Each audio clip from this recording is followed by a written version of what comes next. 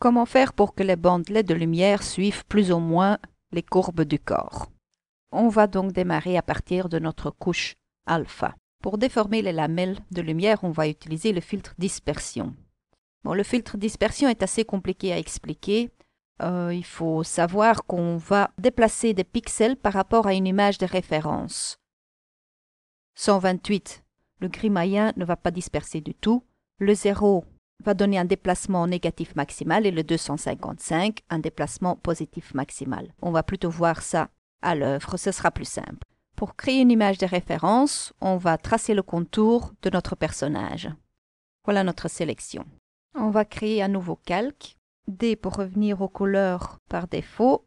Alt ou Option, flèche de retour et on va remplir notre sélection de noir. On va inverser la sélection, CTRL SHIFT ou Command SHIFT I et remplir le reste de l'image de blanc. CTRL D pour désélectionner et on va maintenant sauver notre image de référence.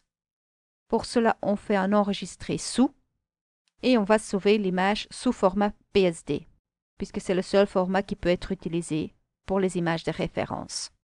Étape suivante. On devrait donc déformer notre couche alpha. Seulement, ce n'est pas possible, donc qu'est-ce qu'on va faire? On va faire un CTRL-COMMAND-CLIC sur la couche alpha, créer un nouveau calque et remplir la sélection de noir. Et c'est ce calque-ci qu'on va déformer. Pour déformer notre calque 2, on va sous Filtre, Déformation, Dispersion. Ici, on a deux possibilités. On peut adapter l'image de référence à notre image ou on peut la juxtaposer. Ici, comme mon image de référence a la même taille que mon image que je veux déformer, ça ne joue pas. Pour les zones non définies, on va choisir Reboucler et on va cliquer sur OK. On va chercher notre image de référence et on clique Ouvrir. Et voilà mon image déformée. Je peux maintenant lui appliquer un filtre flou gaussien si je veux.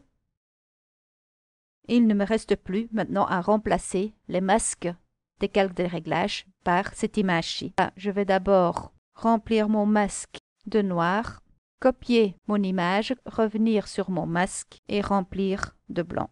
CTRL ou Command, flèche de retour ou Delete. Je fais pareil pour celle-ci. D'abord, je désélectionne. Je sélectionne mon masque. On voit qu'il est sélectionné parce qu'il y a un cadre autour. Je remplis de blanc. Je fais une sélection de mon calque déformé. Je reviens sur mon masque et je remplis de noir. Et je désélectionne. Puis si je veux, je peux encore faire mon troisième. J'ajoute un masque. Je resélectionne encore une fois. Je remplis de noir et je désélectionne. Voilà comment on utilise le filtre dispersion.